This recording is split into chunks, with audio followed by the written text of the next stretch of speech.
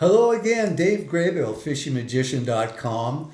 Today, I'm at Bob Feil Boats and Motors, sitting here with Gary Feil, who is the geek when it comes to electronics. He's known far and wide for really being able to answer questions and figure out a solution.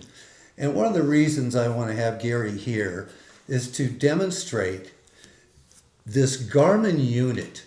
I've been using Garmin's for several years now, and I even have two units in my boat because I like to have one where I navigate, but also I spend most of my time in the back of the boat. So they've mounted a second unit back there that's slave to the other unit, so it's giving me the same picture and everything. And one of the things that I really appreciate about Garmin is its simplicity of navigation. It comes right out of the box with some overlays that are about all I really ask for out of a unit. But Gary, thanks so much for taking the time today to sit down with us. We've been trying to do this for a while. It's been a while. Yes, but he's going to, next step here is I'm going to turn this over to Gary, and you're going to see the screen and how easy it is to navigate with this Garmin unit.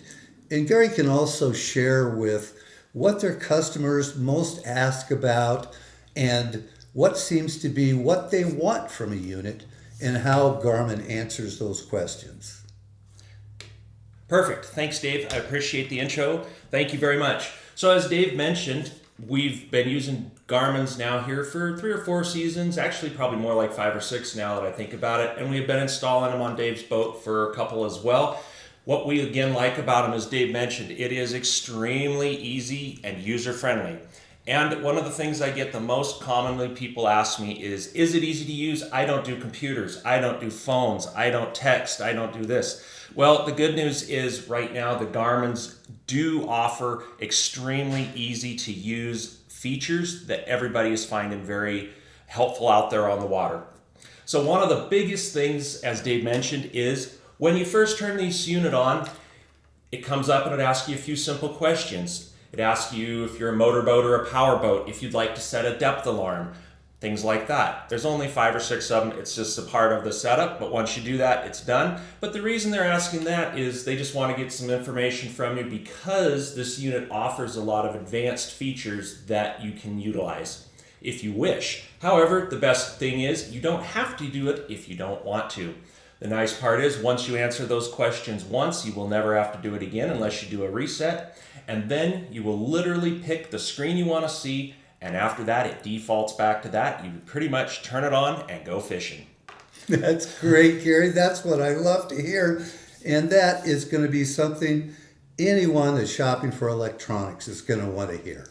So the next step is I'm going to turn this over to Gary, and we're mostly going to be watching this screen so he can show you how easily you can move through different screens and options and different applications that are available through the Garmin Depth Sounder. So here on display, we've got a Garmin 9-inch Echomap touchscreen unit. These units come ready to go in the box. They've got transducer, bracketry, everything you need ready to roll. One of the really neat things is once you've done the initial setup process, you get to come to a screen similar to this. It will allow you then to pick what image you actually want to see on the screen. And it has several options available to you. You have on charts, you have a navigation chart, a fishing chart, and a 3D chart. Our most common thing going to be used is the fishing chart just because it has the most of the contours and the information that anglers will find most useful. You also have options on the sonar tab. You'll have traditional chirp sonar. You'll also have clear view sonar and side view sonar. Clear view is Garmin's name for their down scan or down imaging. Side view, of course, being the same for their side imaging, where that's looking down and out to either side of you. This will also offer several other options in turning the old school flasher, and if you have any other type of transducers attached, such as a live view or panoptics, you will view them via this menu. So if you didn't want just a full screen sonar, it also offers you combination screens. This is where you can combine more than one item to see on the screen. In fact, you can have up to 4 individual components displaying at any given time. To see your additional options, you just simply scroll across the bottom by using the touch screen and pushing and holding. Not all options will be available on all units, but these should be a good chunk of what you will see. So here, as you can see, we've got one that says fishing and sonar, and that also shows us a picture of the down scan. So if we tap that, it takes us to this screen. This gives us our navigation, so we can see where we are going and any obstructions. This gives us traditional sonar with the pertinent information, our depth, water temperature, speed, voltage, and time, and as well as a structure option. This would be your down scan displaying. However, if you decided that this was not something you wish to see and wanted to see a full screen or another option, you would simply touch the home button and it takes you back to the last screen you were at. So let's pick another combo. Let's scroll along here and let's do fishing and traditional sonar. This is probably the most common screen that you will use out there on the water because it shows you, again, it shows you the map of where you want to be or go and any obstructions, and of course it gives you your bottom information. The nice part about these Garmins is when we talk about the map, it is preloaded in there. So what that means to you is that you don't have to buy any additional map card generally for most bodies of water. If you're an inland fisherman, everything is covered from Banks Lake, Roosevelt, potholes, even the Columbia River is in there. However, it's not all in there all the time with all the contours. So just be very aware that there are still some gaps in the maps. However, it's preloaded so you don't have to add anything extra. It's ready to roll. One of the other really nice parts about the touchscreen is it is extremely easy to mark waypoints and to use in different menu functions. So on this screen or any screen actually, if you are out there and it has a GPS signal, you can literally hit the button that says mark. Like this, it brings up this screen, which allows you to edit the bookmark, make the symbol change, or anything else you wish to do. Then it defaults back to your screen that you were at. You can do this from anywhere in the menu system as long as the mark is available. To see that waypoint that you just created, you will then zoom in via pinch zoom, via plus and minus here on the keyboard, or you can actually use a plus and minus, zoom in, zoom out on the key assist. It will be then, your bookmark will show up, and it's hard to see here, but it is right there. It gives you the number and the symbol that it is. So now you know that at that location, you can go back to see it again. So once you have looked at your waypoint and marked it to change the symbol if you wish, you can go back to your screens here. One of the other neat features is, again, we can have up to 4 things displaying. And one of the other really neat features about this, one thing that my customers really like, is called a shortcut key. That's what these numbers 1, 2, 3, and 4 represent on the side of the unit. It is a shortcut. So what that means, you push and hold number 1, 2, 3, or 4. It can be any of the numbers. So let's use 4.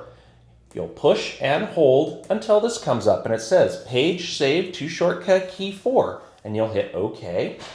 And so what that means is from anywhere on this unit, from any screen, if I simply touch the number 4 button like so, it takes me right back to that last screen that I had as my favorite. So now, no matter what happens in the unit, you can always get back to your main screens from anywhere. And that also brings me to one of the other really cool parts about Garmin. And this is probably one of the biggest things that I can say about Garmin. As Dave alluded to, I've worked with fish finders for many years, and sometimes navigating the menu system can be very difficult. Well, Garmin makes a product or a little button in there that actually makes life super simple. So let's say that you're out fishing and your buddy's sitting there and he's bored, so he's touching buttons. And let's say you get to a spot that you're not sure where they got to. So let's say somewhere deep inside of this unit. And you're like, what is this screen? I have absolutely no idea. This is not what we wanted. I need to go back because I don't want this. I don't want to mess things up. Well, Garmin accommodates us by including this button right here. And it literally says back with an arrow pointed backwards. So just like with our phones or the internet, if you touch this button back, it takes you back to the previous screen. So let's say you your buddy wasn't playing, but you were trying to get into this menu. Oh, there it is right there. I can get in there and oh, there's what I wanted, not where we were at before. And then when you're done doing whatever you wish to do, simply touch the back button. And if you didn't want to go, you just keep touching it till it takes you back to your main screen and you cannot go back any further and you're right back to where you started. One other additional feature that is gaining a lot of popularity out there is called Panoptics or Live Scope. Those two names get used interchangeably quite a bit. However, they are generally a little bit different. Live Scope is going to be a live picture of what's going on either behind your boat, off the side, or down off the trolling motor, depending on how you mount it. These units, the Garmin Echomap series, the 7, 9, 10, and 12-inch units are capable of supporting that.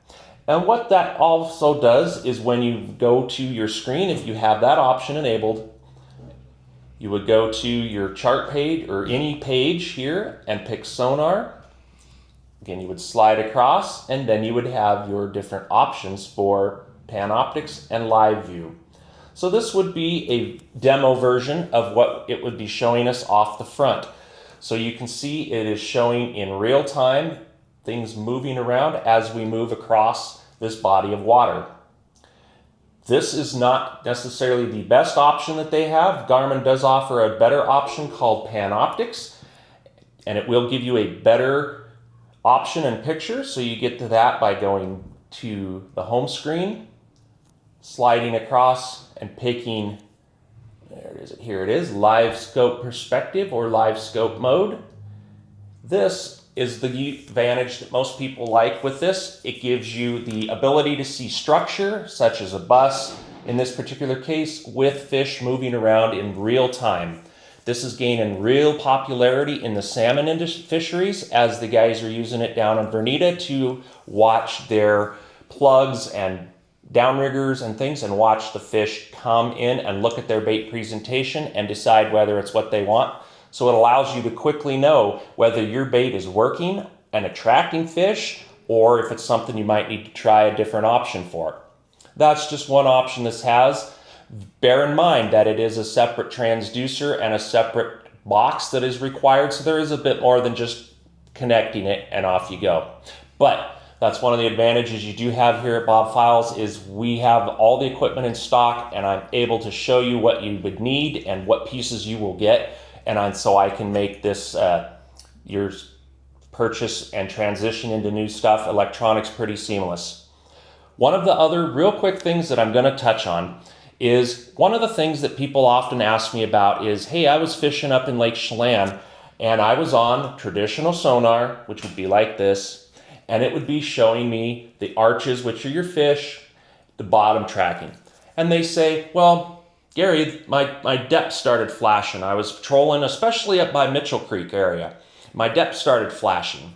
Well, that is one of the areas in this neck of the woods that is a problem for fish finders. Doesn't happen all the time, and in fact, it may not happen to any of the modern ones. However, just be aware that there is something there that does throw the fish finders off. It is not usually a problem with your equipment, it is in the water. So the way that you can easily and quickly get the fish finder back from flashing the number symbols to actually reading correct depth is a couple ways. One is to simply troll out of the area, give the machine time to reset itself, and it will refine the bottom. But if the fish are biting right in there, which they usually are, you may not be able to just troll right around to get it to stop. So here is a little trick that you can use that was taught to me by the guy that I learned from, and I believe this trick will also work in other places. I've used it up on Lake Wenatchee and a couple other places. So the first thing that you will do is you'll want to go into the sonar menu system, which in this particular case is these three little buttons.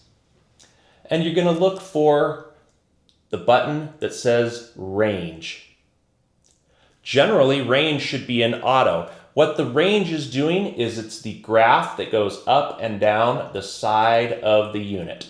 That is your range. You can adjust it, or you can let the computer in the side do it for you.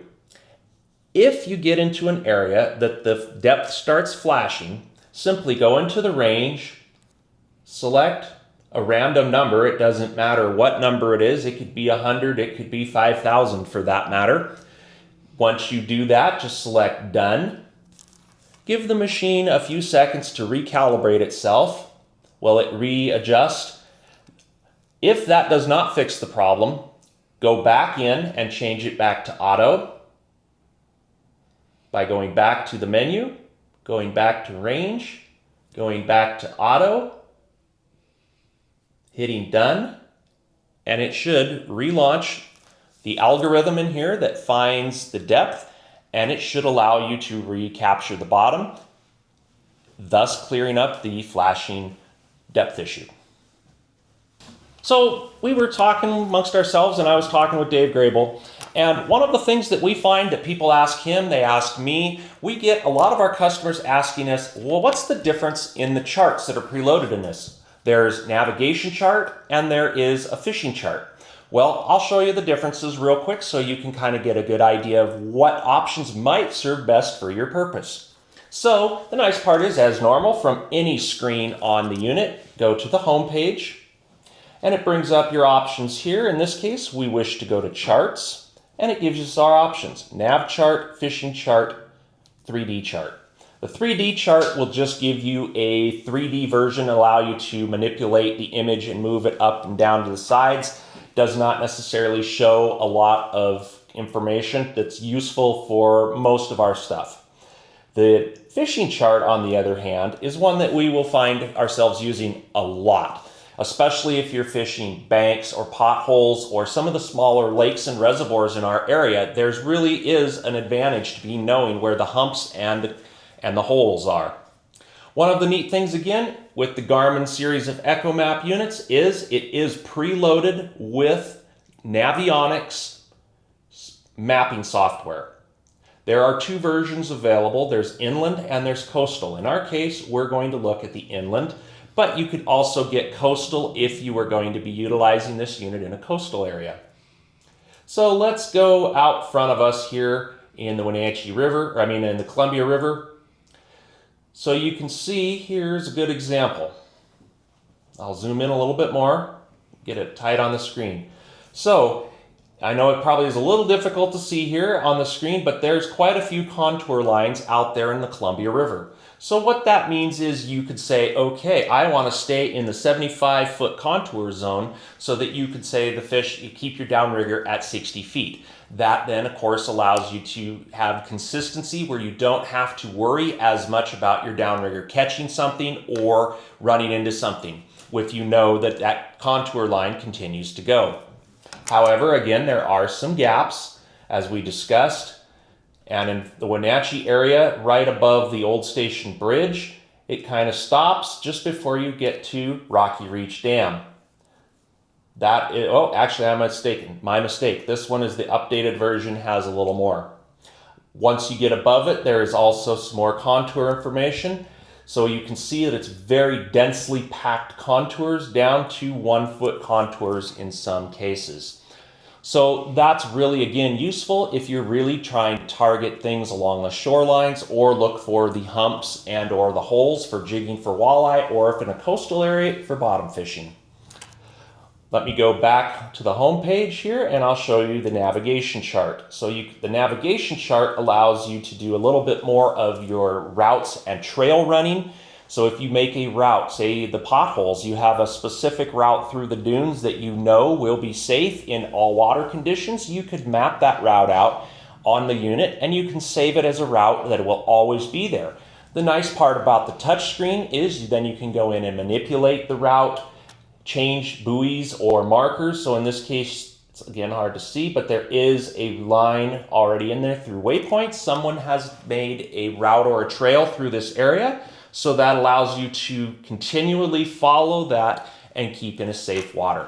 So that's the main difference with your navigation is it is for navigation. So when you're traveling, when you don't have a pole in the water. Your fishing chart is going to be more for when you are at your destination and you are ready to fish. So that's what the differences in the maps is. There are other maps that can be loaded on this, but the nice part about the preloaded is it generally covers everything that you would need in whichever body of water you happen to be fishing in. So now that we've kind of talked about all the highlights of this and you've been out fishing, had a good time, it's time to go home at the end of the day. You get back to the dock or home and you're ready to take the unit apart and down for storage and safekeeping. Well, Garmin offers one of the easiest ways to do this of all the fish finder brands. So the first thing that we want to make sure we do is touch the power key by tapping on it, and it brings up the page to turn off. You want to make sure you push the power button and the unit will ask you if you want to turn off and you say, yes, I do, and it will turn off the unit. Once the unit is powered down, simply put your hand behind the unit. There's a lever, push in, lift up, and the whole head unit comes out of the mount for safekeeping and storage. Very, very handy feature. You no longer have to reach behind in tight spaces to unplug the power cables, transducer cables, any other connections.